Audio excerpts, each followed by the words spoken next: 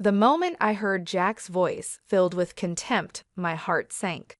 I was standing at the bottom of the stairs in our two-story house, a place that once felt like a haven of love.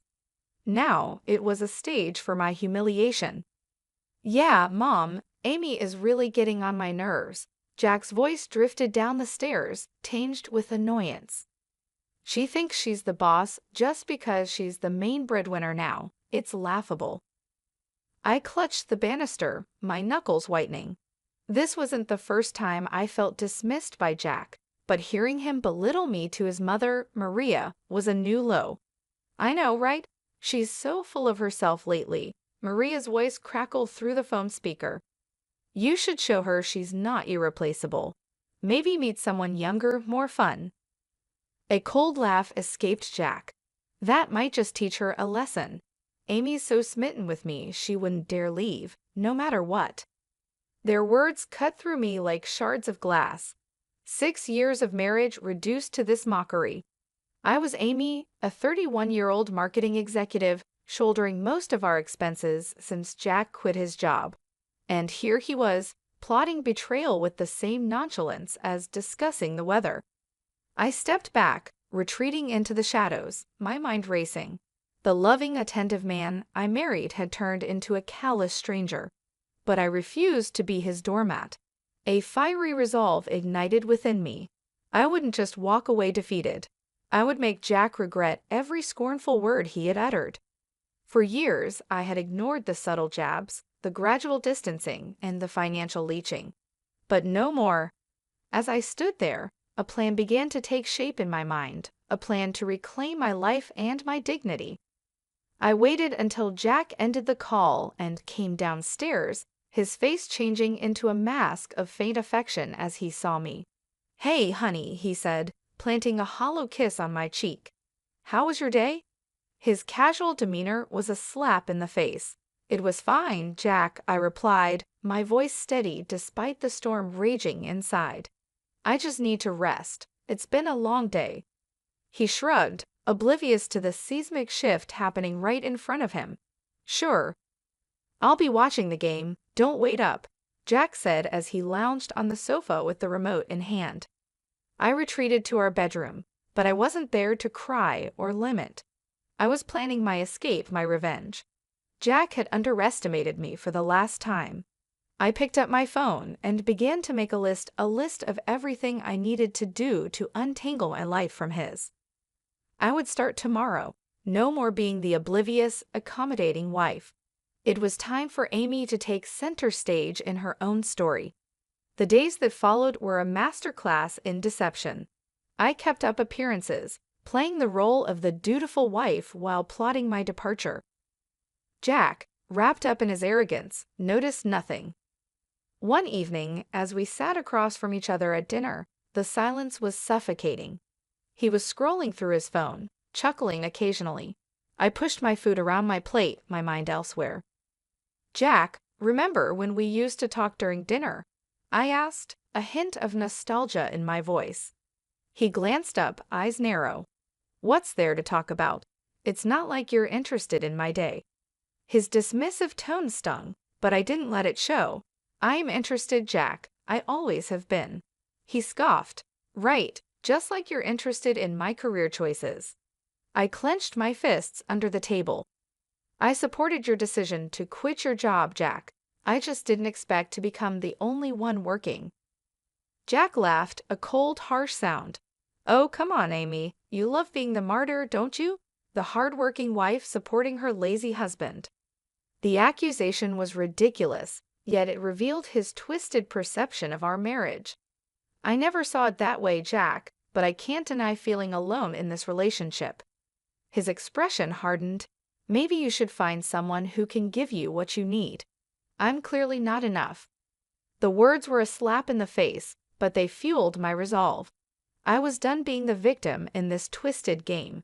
As the days passed, I began moving my personal belongings out of the house, little by little. I opened a separate bank account, redirecting my salary there. Every step was calculated and discreet. One night, as I lay in bed next to Jack, his snoring a constant reminder of our fractured union, I whispered to myself, not for much longer. I rose early the next day, my heart heavy but determined. As I was leaving for work, Jack called out from the kitchen, his tone unusually soft. "Amy, wait. Are we okay?" I paused at the door, my back to him. "We're fine, Jack. Just the usual stress." The lie tasted bitter on my tongue, but it was necessary. I couldn't let him know what I was planning, not when I was so close to breaking free. That day at work, I made the final arrangements. I contacted a realtor and asked about a small apartment in a quiet part of town, a fresh start, a clean slate. I came home that evening to find Jack sprawled on the sofa with a beer in hand. "You're late," he remarked, his tone accusatory. I shrugged off my coat, keeping my face neutral. "Work was hectic, you know how it is." He snorted. "Yeah, right, busy being the big shot at the office." I ignored the jab and headed to the kitchen to prepare dinner. The mundane task was a welcome distraction from the turmoil within. As I chopped vegetables, my mind wandered to the life awaiting me, a life free from Jack's scorn and selfishness, where I was no longer invisible or insignificant. I served dinner, and we ate in silence. With each bite, I savored the fleeting moments of this facade. Soon it would crumble, and I would emerge from the rubble stronger and liberated. After dinner, as Jack lounged in front of the TV, I retreated to our bedroom. I lay on the bed, staring at the ceiling. The room, once filled with laughter and love, now felt like a prison, but not for much longer. My plan was in motion, and there was no turning back. The next chapter of my life was about to begin, and I was ready. The days turned into weeks, each passing moment bringing me closer to my freedom. My facade as the complacent wife was flawless, even as my plans to leave Jack grew more concrete. He, wrapped in his bubble of arrogance, suspected nothing. One Friday evening, I arrived home later than usual, exhausted from a demanding day at work. Jack was in the living room, absorbed in a video game, a stark contrast to my own weary state. "Jack, we need to talk," I said, my voice steady despite the fatigue. He paused his game, looking up with feigned concern. "What's up, Amy?" I took a deep breath, ready to confront him about the financial strain he had put on our marriage. "I saw the credit card statement today. There's a charge of over $10,000, Jack. What did you buy?" His face paled for a moment, then he shrugged nonchalantly. "Just some stuff I needed. It's not a big deal." "Not a big deal?" My voice rose in disbelief. "Jack, you used my credit card without asking, and for such an amount?" He rolled his eyes, dismissing my anger. "Come on, Amy, it's not like we can't afford it. Besides, I'm your husband. What's yours is mine, right?" The audacity of his words left me speechless. This wasn't just disrespect, it was outright theft. My patience, already hanging by a thread, snapped. "This is unacceptable, Jack," I exclaimed, my voice echoing through the room. "You can't just use my money without my consent. This is financial abuse." Jack stood up, his demeanor shifting from dismissive to aggressive. "Oh, so now I'm an abuser? Great. I can't even buy a few things without getting lectured. You're so controlling, Amy." His attempt to turn the tables on me was pathetic. Controlling? I'm trying to have a responsible conversation about our finances, which you seem to have no respect for. He scoffed, crossing his arms. "You know what, Amy? I don't need this. I'm going out." With that, he grabbed his jacket and stormed out, leaving me alone in the midst of our shattered illusion of a happy marriage. I sank onto the couch, my mind racing. This confrontation was the last straw. Jack's complete disregard for our financial stability, combined with his entitlement and lack of remorse, solidified my decision to leave. But it wasn't enough to just walk away. Jack needed to learn a lesson and understand the consequences of his actions. My plan for revenge began to take a more defined shape. Over the next few days, I acted as if nothing had happened while internally, I was a whirlwind of activity. I documented all instances of Jack's financial irresponsibility, gathering evidence for the impending legal battle. Meanwhile, Jack continued his carefree routines, oblivious to the storm brewing. He returned to his lazy habits, occasionally throwing a snide comment my way. But I was no longer the Amy who took his insults lying down. With each passing day, my resolve grew stronger. I was ready to reclaim my life and teach Jack a lesson he would never forget. Weeks slipped by, and the facade of our marriage continued a thin veil over the growing chasm between Jack and me. My plans, however, were solidifying, each step meticulously calculated. It was a waiting game, a game I was determined to win. One lazy Sunday afternoon, Jack lounged on the couch, his attention fixed on a football match. I approached him with faint casualness, a rehearsed question on my lips. "Jack, have you thought about looking for a job? It might help with our finances," I suggested, keeping my tone light. He barely glanced away from the TV. "Why bother? You're earning enough for both of us. Besides, I enjoy my free time." His dismissive response stung, but it was no surprise. "Sure, but it's not just about money. It's about contributing, being a team." I pressed on, hoping to gauge his reaction. Jack snorted, his eyes still on the screen. "Team, Amy? Let's not kid ourselves. You like being in charge, and I like things as they are. Why change a winning formula?" His words were a bitter reminder of how little he respected our partnership. I hid my frustration, nodding as if I agreed. "You're right, Jack. Why change anything?" As he immersed himself back into the game, I turned away, hiding the cold resolve in my eyes. It was clear now Jack would never change, never be the partner I needed. The following days were a blur of silent preparations.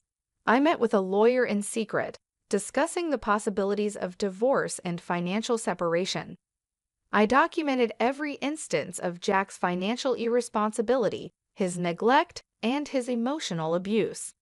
Meanwhile, Jack continued his life, unaware of the storm brewing.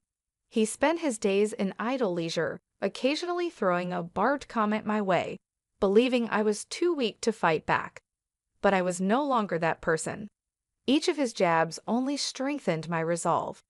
The Amy he thought he knew was about to shatter his complacency. One evening, as we sat at dinner, Jack's phone buzzed incessantly. He glanced at the screen, a smirk spreading across his face. "Something funny?" I asked, my curiosity piqued despite myself. "Just a friend from the gym.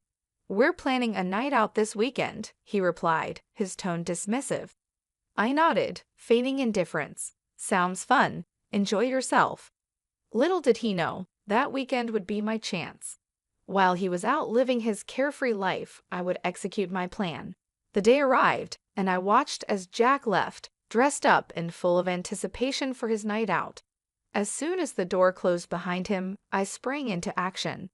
I had already packed my essentials, things he wouldn't notice were missing. I called the movers I had secretly hired, confirming the time for the next day. My new apartment was ready, a sanctuary from the life I was about to leave behind. That night, I lay in our bed for the last time, my mind racing with the events to come. I felt a mix of fear, excitement, and relief. This was the beginning of my new life, a life free from Jack's shadow. Tomorrow, I would confront him with my decision. But tonight, I savored the last moments of this chapter, ready for the dawn of a new beginning. I enjoyed the quiet before the storm, the last moments of an old life about to be left behind. The morning was bright and clear, a stark contrast to the turmoil inside me. Today was the day I would finally break free from Jack's manipulative grasp. My heart pounded with a mix of dread and determination as I prepared for the confrontation. Jack stumbled in late that morning, reeking of alcohol and arrogance. He flopped onto the sofa without a greeting. I steeled myself and walked into the living room. "Jack, we need to talk," I said firmly, my voice cutting through the silence. He squinted at me, clearly hungover. "What now, Amy? Can it wait? I'm exhausted." "No, it can't wait," I replied, my resolve hardening. "It's about our marriage, or what's left of it." He scoffed, rubbing his temples. What about our marriage? You're not happy with me lounging around the house. It's more than that, Jack, I said, my voice steadied despite the storm inside. It's about respect, partnership, and trust, all of which have been absent for too long. Jack sat up, a sneer forming on his face. Oh, here we go. The great Amy, always so perfect and judgmental. What's your point? I took a deep breath, bracing myself for the truth I was about to unleash. My point, Jack, is that I'm done. I'm leaving you. His expression shifted from disdain to disbelief. Leaving me? You're joking, right? I shook my head, a sense of liberation washing over me. No joke, Jack. I can't live like this anymore. I refuse to be treated as an afterthought, a bank account for your whims. Jack's face reddened, a mix of anger and wounded pride. You can't leave me, Amy. You think you can do better? You think you'll find someone who will put up with your controlling ways. His words were a desperate attempt to regain control, but they fell flat. It's not about finding someone else, Jack. It's about finding myself, something I lost the day I started letting you walk all over me. He stood up, towering over me, his voice laced with venom. Fine, leave. See if I care. You'll come crawling back, you'll see. I met his gaze, my own eyes unwavering. I won't be crawling back, Jack. This is goodbye. I turned and walked away, leaving Jack standing in stunned silence. My heart raced with a mix of fear, relief, and exhilaration. I was finally taking control of my life. The movers arrived, and I supervised the removal of my belongings, each item a piece of my new life. I was building a new life. Jack watched from the doorway, his face a mask of shock and resentment. As the last box was loaded into the van, I turned to face him one last time. Goodbye, Jack. I wish you all the best. His eyes burned with a mix of anger and disbelief, but he said nothing. I climbed into the van, not looking back as we drove away from the house, the life, and the man I was leaving behind. The sense of freedom was overwhelming. I was starting a new journey, one where I was the author of my own story. Jack was now a chapter of my past, a lesson learned. As the van pulled up to my new apartment, a small, modest space filled with potential, I stepped out into my new world. A world where I was no longer Amy, the neglected wife, but Amy, the woman who reclaimed her life. Settling into my new apartment felt like taking a deep breath after being submerged underwater for too long. The freedom was exhilarating, yet the looming confrontation with Jack cast a shadow over my newfound independence. Several days passed in a blur of adjustment and anticipation. Then the inevitable happened. Jack's number flashed on my phone. I steeled myself and answered. Amy, where the hell are you? You think you can just leave like that? Jack's voice was a mix of rage and disbelief. I replied calmly, I'd already told you, Jack. I'm done. Our marriage is over. You can't just decide that on your own. You're my wife. He spat out the words, his anger palpable. I was your wife, Jack, and yes, I can decide. I won't be a part of a marriage where I'm disrespected and used, I countered, my voice firm. There was a pause, and I could almost hear the gears turning in his head. You'll come back. You need me. I couldn't help but laugh, a sound of genuine amusement. Need you, Jack? I've been the one carrying us for years. I don't need you, it's the other way around. His voice cracked with a mixture of fury and desperation. You can't do this to me, Amy. What about our finances, the house? You can't just leave me with nothing. That's not my concern anymore, Jack. You should have thought about that before treating me the way you did, I said, the satisfaction of finally speaking my mind liberating. There was silence on the other end, and then he hung up. I stared at the phone, a sense of finality washing over me. I had closed the chapter on Jack, but I knew this wasn't the end. There would be legal battles ahead, but I was ready for them. I was fighting for myself now. The following weeks were a whirlwind of legal consultations and paperwork, but each step brought me closer to my new life. I filed for divorce, citing Jack's financial irresponsibility and emotional neglect. He responded with a flood of angry calls and messages, each one more desperate and vindictive than the last. "You'll regret this, Amy. You can't just throw me out like garbage," he yelled during one heated call. I remained calm. "I'm not throwing you out, Jack. I'm setting myself free. And as for regret, I only regret not doing this sooner." As the legal proceedings progressed, Jack's true colors showed brighter than ever. He tried to manipulate the situation, paint himself as the victim, but the evidence against him was overwhelming. The day of the final hearing arrived, and I stood in the courtroom, a mix of nerves and determination. Jack was there, his face a mask of defiance and resentment. The judge reviewed our case, the documentation of Jack's financial abuse, and my testimony about our marriage's breakdown. The verdict was swift and in my favor. I was granted a divorce and a fair settlement.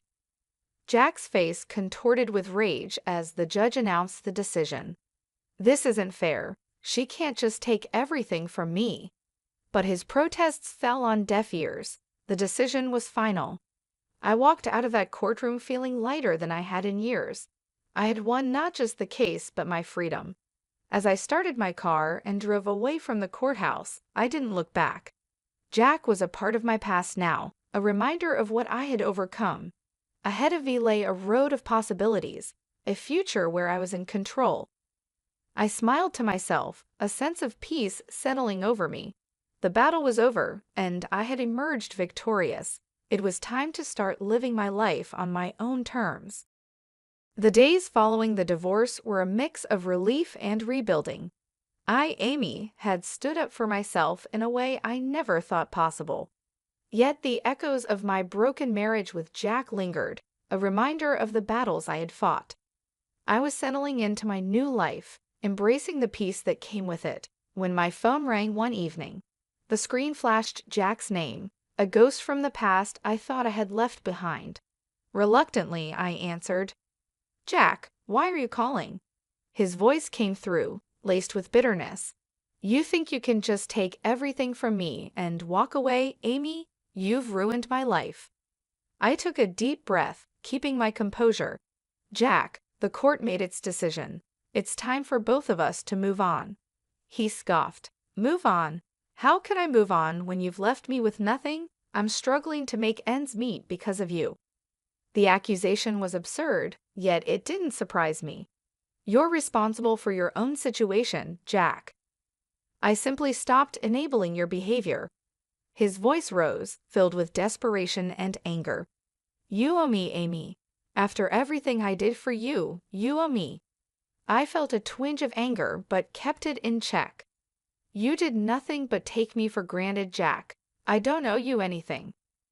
There was a pause, then his voice came through quieter but still venomous. "You'll pay for this, Amy. You haven't seen the last of me."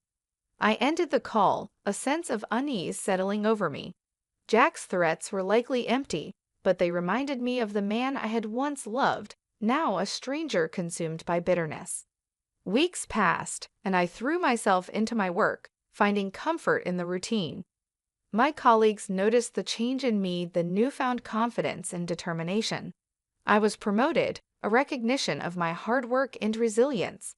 But as I climbed the corporate ladder, Jack's shadow loomed.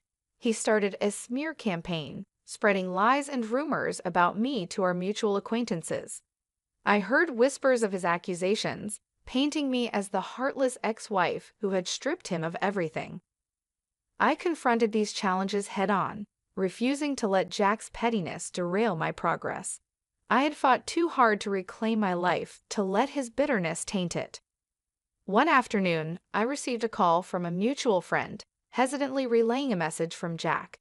He was struggling financially, facing eviction, and in a moment of desperation, he reached out to me. I listened, a mix of pity and resolve in my heart. "Tell Jack I wish him well, but his choices are his own. I can't help him." As I hung up, I realized how far I had come. The old Amy might have rushed to Jack's aid, but I was no longer that person. I had learned the hard way that you can't help someone who refuses to help themselves. I continued to build my life, finding joy in the little things. I reconnected with old friends, explored new hobbies, and started dating again. Life was moving forward, and I was at the helm. Jack's attempts to drag me down continued, but they no longer held power over me. I had risen from the ashes of our marriage stronger and more determined than ever. As I sat in my apartment one evening, reflecting on my journey, I felt a sense of peace. I had faced my demons, fought my battles, and emerged victorious. The future was bright, and for the first time in a long time, I was truly happy. I was genuinely excited for what lay ahead. Life had found a new rhythm, and mine was no different. The scars of my past with Jack were still there, but they no longer defined me. I was Amy, reborn from the ashes of the life I had left behind. My promotion at work brought new challenges and opportunities. I thrived in the environment, my confidence growing with each successful project. My social life also took a positive turn. I met new people, some of whom became close friends and even started dating again. Life was good, but the shadow of Jack still lingered at the edge of my newfound happiness. One evening, while having dinner with a friend, my phone buzzed. It was a message from a number I didn't recognize. Hesitantly, I opened it. It was from Jack. "Amy, I need your help. Please." The words were simple but carried the weight of our shared history. I showed the message to my friend, who looked at me with concern. "You don't owe him anything, Amy. Remember that." I knew she was right. I had moved on, but it seemed Jack was still stuck in the past. I didn't reply to the message. Instead, I blocked the number and tried to focus on the present. The next day, I heard the news. Jack had hit rock bottom. He had lost his home, his friends, and was struggling to find work. Part of me felt pity for him, but another part knew this was the result of his own actions. I continued with my life, the memory of Jack fading into the background. My days were filled with work, friends, and the occasional date. Life was moving forward, and I was content. 2 weeks later, I bumped into a mutual acquaintance who had kept in touch with Jack. "He's not doing well, Amy," she said, her expression somber. "He's lost everything. He's even talking about leaving town." I listened, feeling a strange mix of emotions.